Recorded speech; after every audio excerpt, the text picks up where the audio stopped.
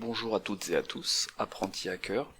Aujourd'hui, on va s'attaquer à la machine Mr. Robot, qui, comme vous l'aurez sûrement compris, est tirée de la série.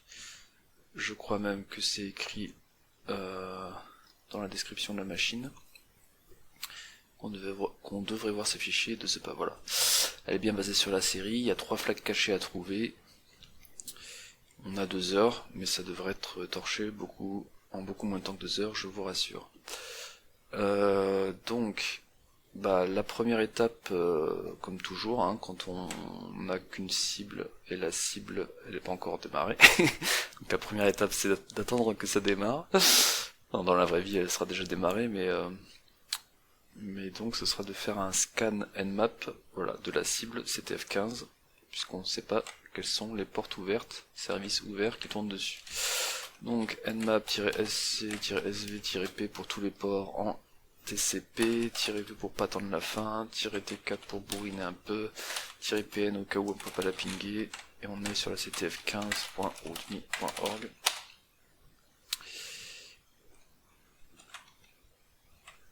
Donc, sans avoir à attendre longtemps, on voit déjà que il y a le port 22, 80 et 443 d'ouvert.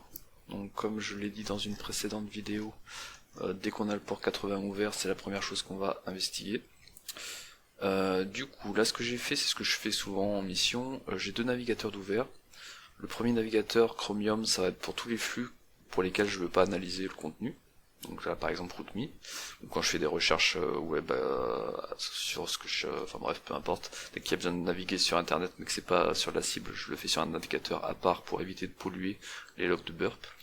Et dans Firefox par contre, je configure comme proxy burp et tous les flux passeront par burp. Donc c'est une bonne pratique d'avoir 2 navigateurs séparés pour ça. Donc comme on l'a dit, on va taper la machine qui s'appelle ctf15.rootme.org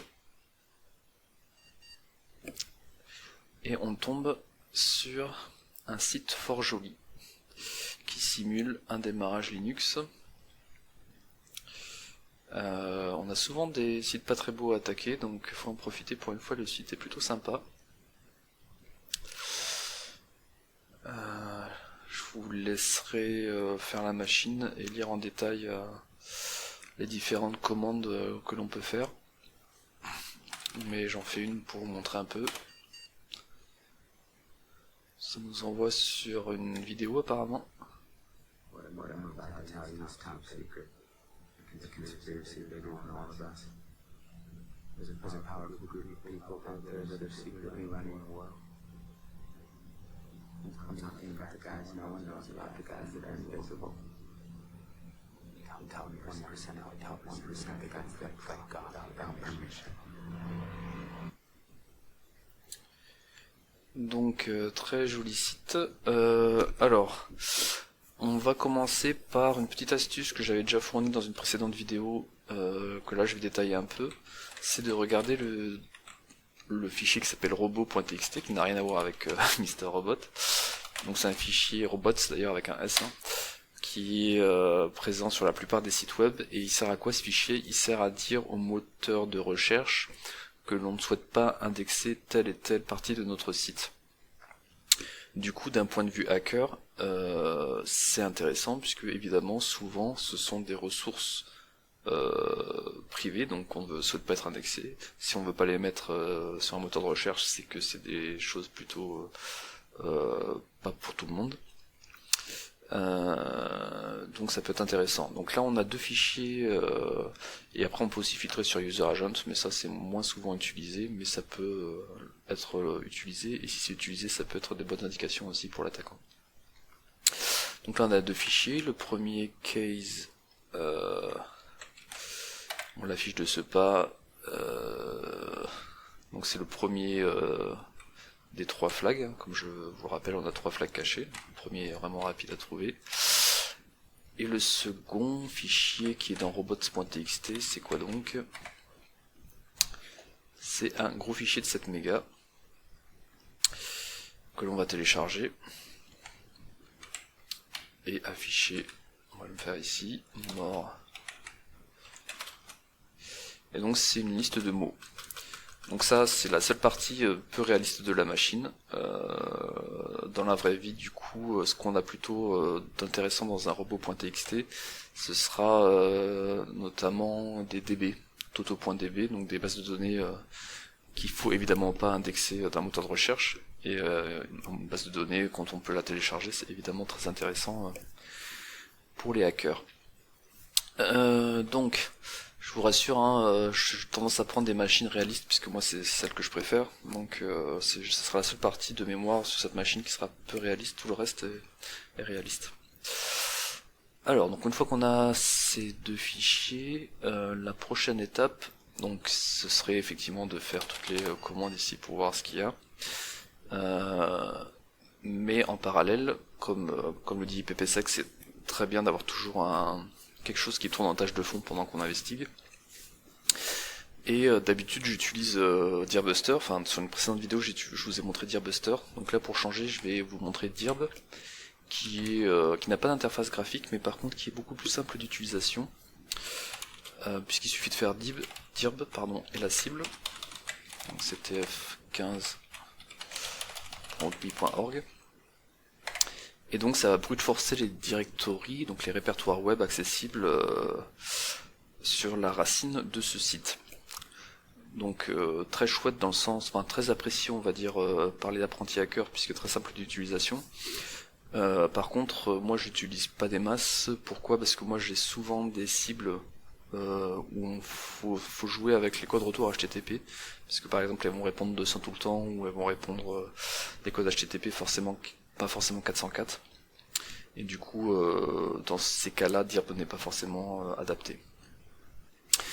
Mais pour notre cible du jour, Mr. Robot, il devrait suffire. Donc pendant qu'il tourne, je continue à naviguer un peu sur ce formidable site web.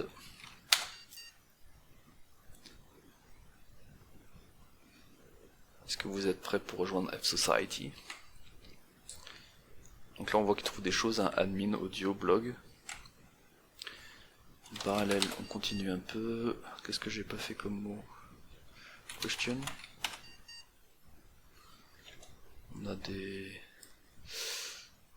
choses qui semblent liées à la F-Society. Il y a un dashboard qui renvoie quelque chose. Ça, j'ai envie d'aller voir. Je me rappelais pas qu'il y avait un dashboard sur cette machine. Ah, intéressant. On a un dashboard qui renvoie sur du WordPress. Donc la cible a du WordPress sur elle. C'est un point qu'on va creuser plus tard, puisque il peut être potentiellement très intéressant.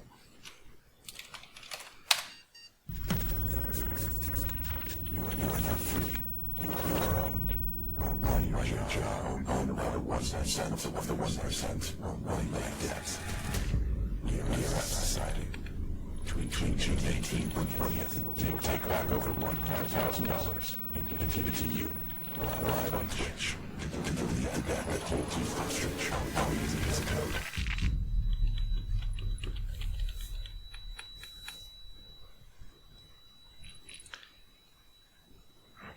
Bon allez, j'arrête de parcourir toutes les vidéos de ce site, je vous laisserai le faire. Donc on a vu une chose très intéressante, c'est que WordPress est présent. Donc WordPress, c'est, au cas où vous ne le savez pas, un content management system très populaire, pour pas dire le plus populaire. J'ai pas les chiffres en tête, mais c'est possible que ce soit lui qui est le plus utilisé. Donc en gros, c'est une interface qui permet d'administrer un site web pour les utilisateurs et utilisatrices néophytes.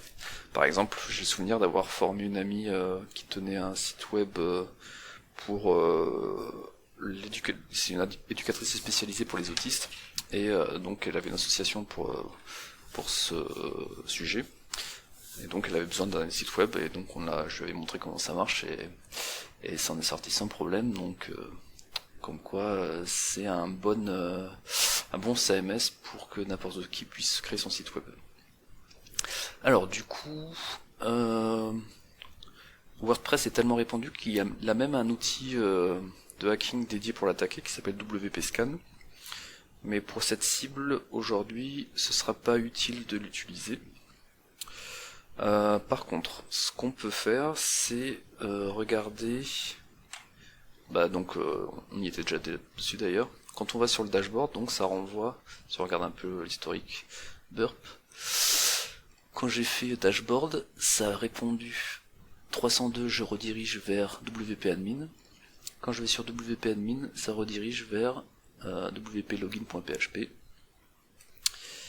Et wp-login.php, donc c'est cette page où on a envie de s'authentifier. On essaye par exemple admin. Ça ne passe pas. Donc à quoi ressemble la requête d'authentification? Elle ressemble à ça. Du coup, ce qui serait intéressant de faire, puisque je rappelle qu'on a récupéré un fichier d'un robot.txt avec plein de mots dedans, c'est qu'il est probablement intéressant de faire du brute force sur cette interface WordPress. Du coup, comme j'ai montré dans une vidéo précédente, on peut utiliser par exemple Burp. Nous on va utiliser aujourd'hui Hydra, je l'avais utilisé dans une précédente vidéo sur du SSH, mais Hydra s'utilise aussi sur des authentifications post. Bon, après la syntaxe est beaucoup moins user-friendly, mais on va s'en sortir. Alors du coup, la première chose à faire, c'est que si on compte le nombre de lignes du fichier qu'on a récupéré sur le site, on voit quand même qu'il y a 858 000 mots dedans, donc ça fait quand même beaucoup. Est-ce que par hasard il n'y aurait pas beaucoup de mots qui se répètent? Donc pour vérifier ça, il suffit de trier dans l'ordre alphabétique le fichier et de faire unique. Et ça fait quoi? Ça fait que tous les mots qui apparaissent deux fois, on les fait sauter, donc on va garder que les mots qui apparaissent qu'une fois. Enfin, c'est pas ça, je la refais. S'il y a des mots qui apparaissent plusieurs fois, si par exemple je fais ça, on voit qu'il y a plein de 000, donc plein de fois la même ligne. Donc pour faire toutes ces lignes, faire sauter toutes ces lignes qui se répètent, on utilise le mot-clé unique. Et du coup, avant ce mot-clé, on avait donc 858 000 lignes, et avec ce mot-clé, qui enlève les lignes qui se répètent, on a 11 000 lignes. Donc c'est super intéressant de le faire sur ce fichier. Et je vais l'appeler .unique. Voilà, donc sur ce fichier qui a rapté ici d'un coup, on va essayer de brute forcer le formulaire WordPress qui est ici. Alors, je vais utiliser Hydra comme je l'ai dit. Donc Hydra, il y a un paquet d'options, VV c'est pour verbose, -L c'est pour les noms d'utilisateurs, donc je vais lui donner le nom du fichier, parce qu'on ne sait pas si c'est admin ou si c'est un autre utilisateur pour s'authentifier sur le WordPress. Donc dans un premier temps, on va essayer de trouver le nom d'utilisateur. -P, on s'en fout, donc ça c'est le mot de passe, mais pour l'instant on s'en fout, ce qu'on cherche c'est l'utilisateur. On spécifie la cible. On spécifie que c'est un formulaire post en PHP, en HTTP, et on donne l'URL. Donc c'est là que c'est un peu touchy, c'est pour ça que j'ai tendance à utiliser Burp et pas Hydra pour le brute force. Donc wp-login.php c'est le nom, vous voyez ici le fichier qui est utilisé pour s'authentifier. Ensuite si on prend cette requête là, on voit que le nom d'utilisateur c'est dans le log. Donc je fais log égale user, qui va être remplacé par chaque ligne du fichier ici. Ensuite le pwd c'est le mot de passe, pwd égale passe. Donc là il va le remplacer à chaque fois par on s'en fout, parce que pour l'instant on s'en fout. Et enfin on prend le wp submit login. Je pourrais faire un copier-coller d'ailleurs, wp submit égale log plus in. Le reste, le redirect, on s'en fout, hein. Test cookie, on s'en fout aussi. Tac. Et ce qu'on cherche, nous, c'est, comme on le voit ici, quand je rentre le mauvais, quand je mets admin, ça renvoie invalide username. Donc c'est pratique pour nous, ça nous dit que admin n'existe pas. Donc il faut qu'on trouve un nom d'utilisateur qui existe. Donc je dis à Hydra, à chaque fois qu'il affiche un valid username, je vais copier-coller.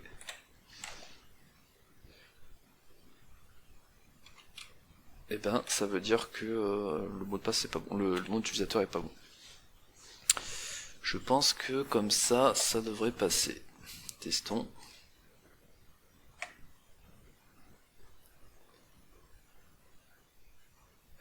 Ah oui, c'est parce que j'ai mis le verbe, c'est pour ça qu'il est super super parlant.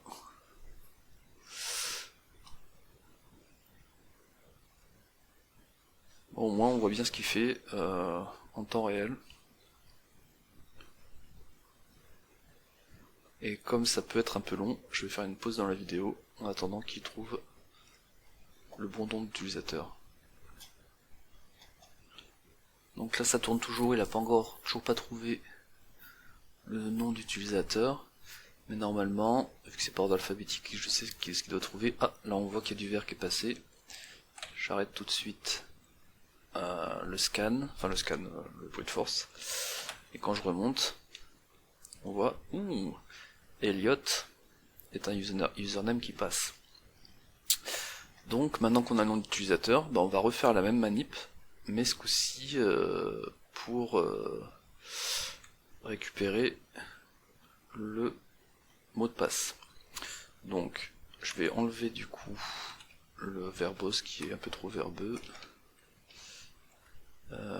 Donc le -L, on n'a plus besoin de tester toutes les lignes du fichier puisqu'on sait que l'utilisateur c'est Elliot. -P, on s'en fout plus, ce coup-ci c'est le nom du fichier .unique qu'on a réduit. Ensuite la cible ça change pas.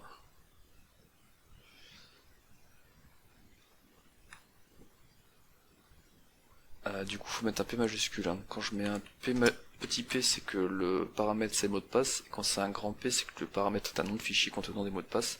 Pareil pour le nom d'utilisateur, le petit L c'est le nom d'utilisateur, grand L c'est un nom de fichier contenant des noms d'utilisateurs. Ensuite, tout pareil, hein, user password. Ah oui, du coup la différence par contre c'est que quand je fais Elliot, et on va essayer Elliot password, ça renvoie que, on voit bien que l'utilisateur existe, mais que son mot de passe est pas bon. Donc ce coup-ci c'est pas invalid username, quand la requête n'est pas bonne, mais c'est is incorrect. Je crois qu'on est bon, hein. Voyons voir ce que ça donne. Donc là il me dit est-ce que vous voulez pas restaurer le brute force qu'il y avait tout à l'heure? Non, on s'en fout, donc on ignore cet avertissement et on le laisse attaquer brute forcer ce mot de passe d'Elliot. Alors pareil, je vais le mettre en pause si c'est un peu long, mais j'attends au moins le premier.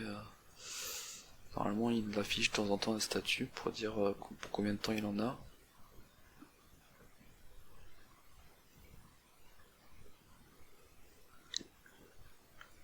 Il n'a pas l'air pressé pour afficher le statut. Je vais faire une pause jusqu'à ce qu'il mette un statut. Voilà, donc là il a affiché le premier statut. Et il nous dit normalement qu'il en a pour pas longtemps, puisque il est capable de faire 2522 essais par minute. Et donc il lui en reste plus que 8925 à faire. Pour faire ces 8925 essais, il a besoin encore de 4 minutes.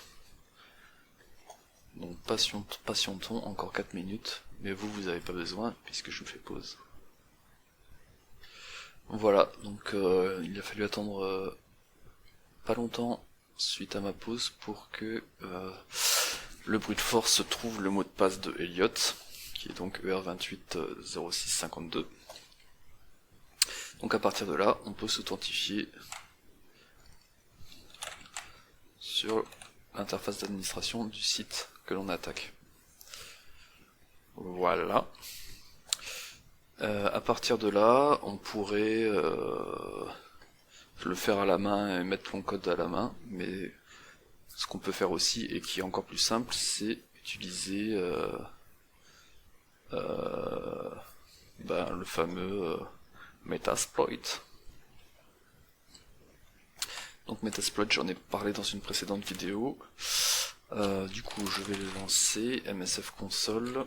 Je vais le lancer en tant que root, puisque si on veut écouter sur les ports en dessous 2024, il vaut mieux le lancer en tant que root. Ah oui, il est pas très content. Pas content parce que je suis dans un répertoire d'un partage, peut-être. Je suis en train de voir qu'on a laissé le diable tourner, on va peut-être l'arrêter là, sinon il en a pour la cinglingue. Surtout qu'il a trouvé ce qu'on voulait.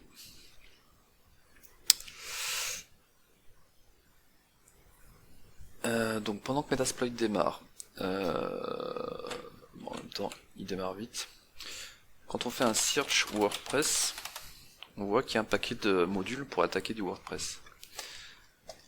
Alors là, on est déjà admin. Donc si on fait... Je suis pas sûr que ça marche bien ça, search WordPress. On va y trouver encore plus de choses. Je sais plus comment on fait un pipe grep là-dedans. Search WordPress grep admin, ça marche ça? Ouf. Bref. Search WordPress. On va le faire à la main, tant pis. Donc dans tous ces modules, il y en a des auxiliaires pour faire du scan, il y en a pour exploiter des vulnes, et il y en a qu'un seul qui fait du post et qui est même pas du WordPress d'ailleurs. Nous en tout cas, celui qui nous intéresse, c'est quand on est déjà admin, il y a celui-là qui est vachement bien, qui permet de uploader un shell. Donc on pourrait le faire à la main, mais vu que Metasploit propose un module pour le faire automatiquement, on va pas s'embêter, et on va essayer de l'utiliser. Alors si je fais show info, on voit bien que c'est un module qui permet de générer un plugin, et un plugin dans lequel on va mettre une charge utile qui permettra d'avoir un shell sur la cible. Donc qu'est-ce qu'on a comme option à remplir? Password. Donc ça on l'a trouvé. On l'a trouvé comme un con. Je ne l'ai pas noté. Si je fais un coller, non, c'est pas ça.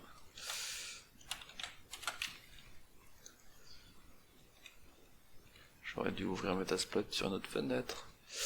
Voilà, il est là, tac.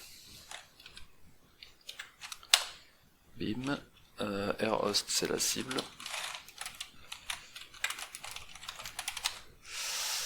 Port 80, c'est très bien. Target URI, c'est l'URI de WordPress. Et là, pour le coup, j'ai envie de dire qu'on est à la racine. Username, c'est Elliot.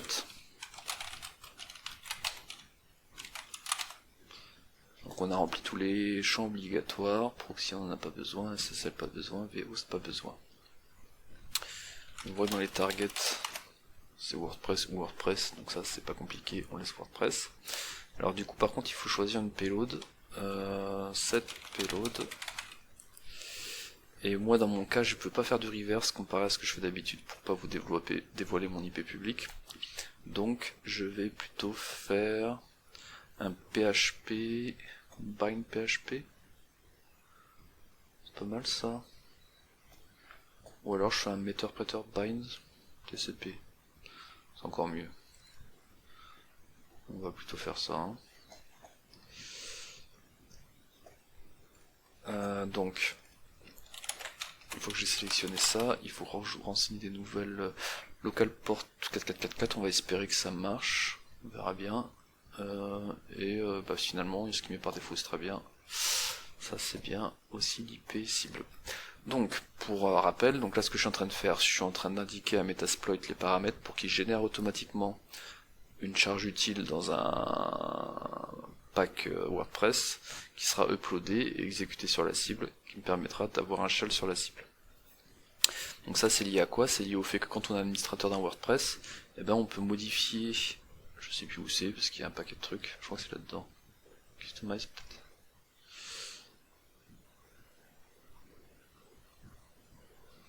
Non, ça pas l'air d'être ça. Il y a quelque part dans, dans WordPress, ah voilà, on peut éditer des thèmes et du coup on peut éditer des fichiers PHP. Qui dit édition de fichiers PHP dit qu'on peut mettre le code PHP qu'on veut. Et une fois qu'on a mis le code PHP qu'on veut, il suffit d'accéder à la page et ça va exécuter le code. Donc nous ce qu'on fait c'est juste mettre un code PHP qui nous permet d'avoir un shell sur la machine, c'est un peu le but ultime pour les hackers. Donc testons, voyons si ça marche. The target must not appear to using WordPress. Alors, il n'a pas l'air de se rendre compte que c'est du WordPress en face. Voyons voir pourquoi. Pourtant on est bien sur les répertoires par défaut WordPress. Le site répond bien comme il faut. Qu'est-ce qui pourrait faire que ça le dérange?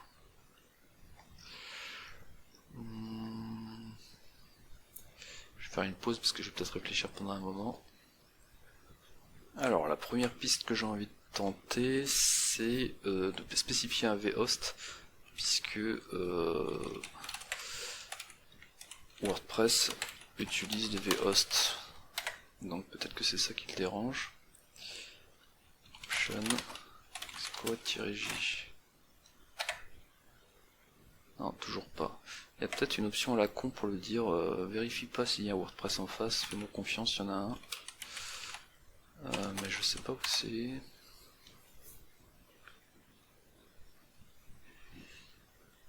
Alors, je vais faire une nouvelle pause. Alors là on voit qu'il y a un truc wp-check à true pour vérifier si le website est correctement installé. Donc si je l'enlève, est-ce que ça solutionne le problème? Explorer-j. Alors, effectivement, il n'y a plus le message d'erreur comme quoi c'est pas un bon WordPress. Mais ça veut pas dire qu'il va y arriver. Il a préparé la payload comme il faut. Il a exécuté la payload. Il a du coup mis un truc en écoute sur la cible. Il dit que l'exploit peut nécessiter du nettoyage, ça d'accord. Mais il n'arrive pas à établir une connexion dessus. Alors après peut-être que le port 4444 est fermé. Du coup on peut essayer de refaire la même chose en changeant le port 4444 et en mettant un port plus vraisemblable. Le problème c'est que 80 et 443 sont déjà pris.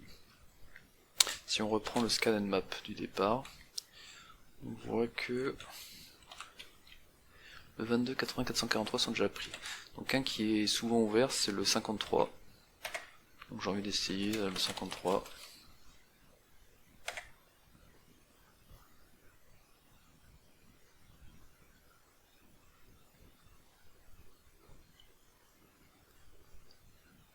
Ça a pas l'air de passer mieux. Alors voyons comment on va faire. Bon, alors en fait, je pense que la seule solution ça va être de faire un reverse TCP, puisqu'il est possible que le serveur CTF15 ait un pare-feu bien configuré, et qu'il ait que les 3 ports 22, 80, 443 d'ouvert. Et si c'est le cas, je peux pas utiliser ces ports là, puisque quand mon code PHP va s'exécuter sur la cible, il va essayer de binder les ports déjà ouverts, ça, il va se faire jeter. Donc j'ai pas d'autre solution que de faire un reverse shell. Alors tant pis, en faisant un reverse shell. Donc il y a juste à changer la payload. Cette payload ici, le mettre bind, je fais un reverse. Le port local, moi j'utilise celui-là. Et par contre l'adresse IP, je peux pas vous la montrer puisque c'est mon adresse IP publique. Donc ce que je vais faire, c'est que je vais faire une petite pause sur la vidéo et on reprendra après. Ouais. Ok, donc là effectivement en reverse shell ça marche du premier coup. Comme on le voit ici, ce coup-ci il a bien initié une session metteur-prêteur sur mon adresse IP. Donc si je fais un sessions-i1, parce qu'on voit que c'est la session numéro 1, et je fais un getUID, je tombe bien avec l'utilisateur daemon sur ma cible qui a WordPress. Donc à partir de là, on peut creuser, donc faire de l'énumération et essayer de trouver. Je rappelle que nous, le but du jeu c'est de devenir route pour avoir le flag, mais j'imagine que pour l'instant on n'y a pas accès. Si je fais un cat password, on n'y a pas accès puisqu'on n'est pas route, on est daemon. Alors promenons-nous dans les bois, non sur la machine, pour voir s'il y a des choses intéressantes qui se promènent. Du coup, on va faire shell pour avoir un shell Linux. Je vais faire la commande qu'on utilise tout le temps, que je finirai bien par expliquer un jour. Bin sh, bim, voilà, pour avoir un shell un peu plus propre et avec un TTY. Alors voyons voir ce qu'il y a comme utilisateur. Il y a un utilisateur qui s'appelle Robot. Bon, ça me va. Est-ce que je peux accéder à son répertoire? Oui. Et nous avons là le deuxième flag. Est-ce que je peux le lire? Non, je peux pas le lire. Et on a un password ROMD5. Donc lui par contre je peux l'afficher et ça semble être un hash du mot de passe de l'utilisateur robot. Donc j'en vais en profiter pour vous parler de hash identifier, qui est un petit outil sur Kali qui permet, comme vous le voyez, d'identifier quel est le type de hash. Donc là, vu l'extension du nom de fichier ROMD5, on imagine que c'est du MD5. Voyons voir ce que dit hash identifier. Et il dit que effectivement c'est du MD5, mais ça peut être aussi tout un paquet d'autres trucs. Donc là c'est pas très réaliste pour le coup d'avoir le hash présent dans un fichier password ROMD5, mais par contre on a souvent des hashes dans des confs ou dans des logs ou ce genre de choses. Donc il faudrait le casser, mais ce sera l'objet d'une autre vidéo. Donc là je vais plutôt la jouer en mode flemmard. Qu'est-ce que ça s'appelle le mode flemmard? Qu'est-ce que cela donc? Eh bien, ça consiste à prendre mon navigateur et à taper ça dans un moteur de recherche. Et là, comme c'est un hash pas très efficace, on voit que par exemple sur le site md5hashing.net, il a déjà cassé ça par le passé, et ce hash md5 correspond à cette valeur en clair, qui est donc ABCD jusqu'à YZ. Donc ça semble être le mot de passe de l'utilisateur robot. Pour tester ça, très simple, on l'a déjà fait dans des précédentes vidéos. SU robot, je tape le mot de passe, bim, je suis bien devenu robot. Et du coup, ah putain, j'ai un shell tout pourri par contre. Est-ce que je m'embête à récupérer un shell plus sympa, ou est-ce que je continue comme ça? Allez, continuons comme ça, je fais le warrior. Donc là, on a bien le deuxième des trois flags. Il ne reste plus que le dernier flag. Du coup, à partir de là, ça ressemble un peu à ce qu'on a fait dans le passé. On va énumérer un peu les fichiers intéressants. Il y en a un qui est intéressant, souvent sur WordPress, c'est le fichier qui contient la connexion à la base de données. Et je me rappelle plus comment il s'appelle, c'est un truc genre wp-config. Du coup, je vais faire un truc genre find wp-config, non?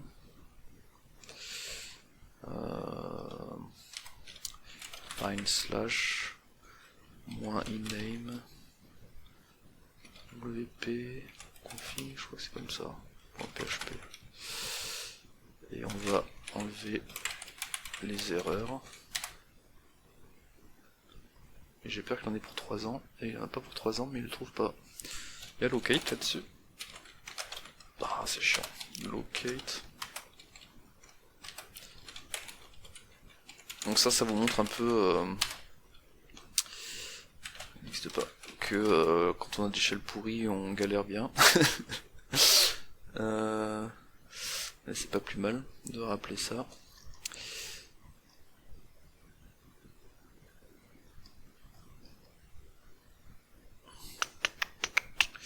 Alors je me tâte.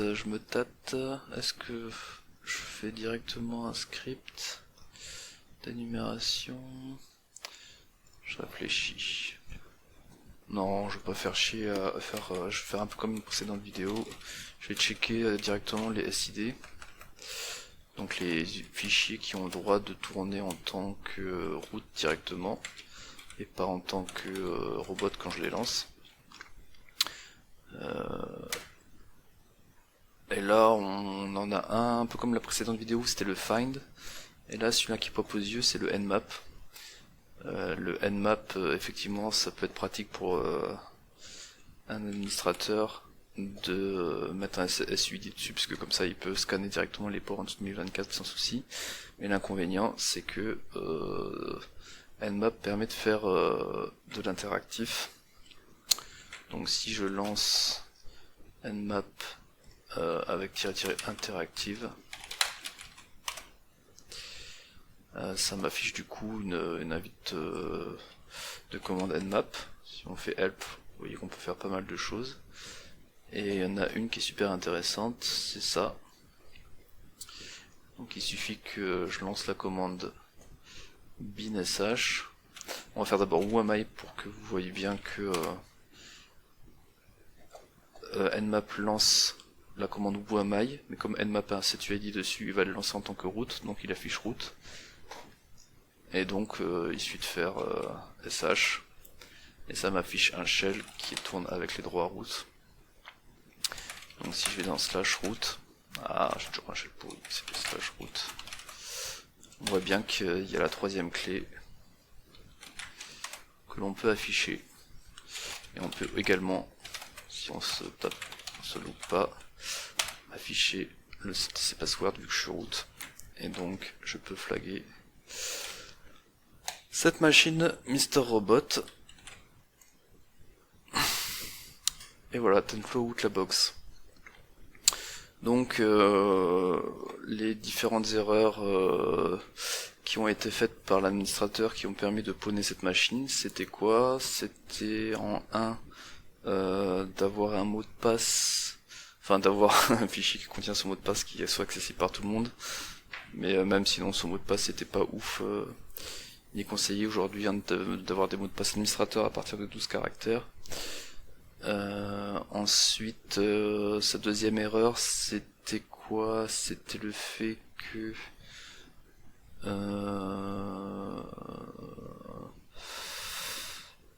d'avoir mis, ça aussi c'est pas très réaliste, mais d'avoir mis un hash avec son mot de passe dans son répertoire, ça permettait de récupérer le mot de passe de robot après avoir récupéré celui d'Eliott sur WordPress.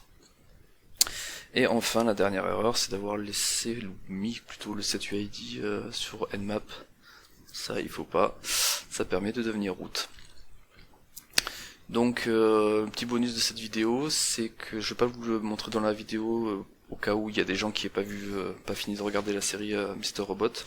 Et je vous mettrai un lien en dessous de la vidéo pour vous montrer la scène une de mes scènes préférées, si ce n'est ma scène préférée de la série. Où il y a Darlene Alderson. D'ailleurs, j'imagine que Darlene Alderson c'est en référence à Matrix. Vu qu'il y a plein de références dans Mr. Robot, ça m'étonnerait pas qu'ils aient fait exprès de choisir Alderson en référence aux agents Anderson sur Matrix. Mais bref, et du coup cette vidéo, cet extrait de Mr. Robot, c'est mon préféré. Pourquoi? Parce que il montre bien, je trouve, que le fait d'avoir des compétences en hacking, ça peut avoir des impacts forts sur la société. Et après, on n'est plus que limité par son imagination. Mais je vous laisse le découvrir en cliquant sur le lien en dessous de la vidéo. Il me reste plus qu'à vous dire à la semaine prochaine, et en espérant que ça vous a permis de faire un pas de plus vers le niveau en hacking de Darlene Alderson, pour changer. Ciao ciao.